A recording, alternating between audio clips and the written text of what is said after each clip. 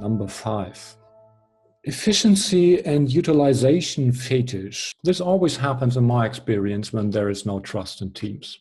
And the middle management believes that they actually need to be told what to do and how to do this. For example, engineers are supposed to deliver code.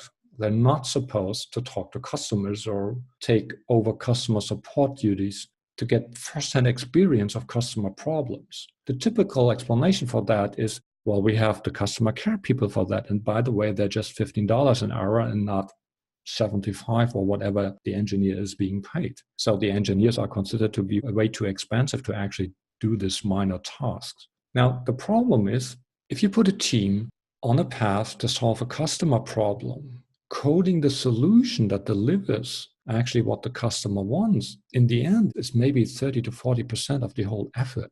Everything before is actually figuring out what to build, or more precisely, what not to build. And you can't overestimate the positive effects when the engineers talk directly to the customers. So being focused on efficiency and utilization is pure Taylorism at work in my perspective. It's completely output oriented. The problem is that we're no longer assembling Model Ts, but we're going every day where no one has ever gone before. So what we're building here has actually never been built before.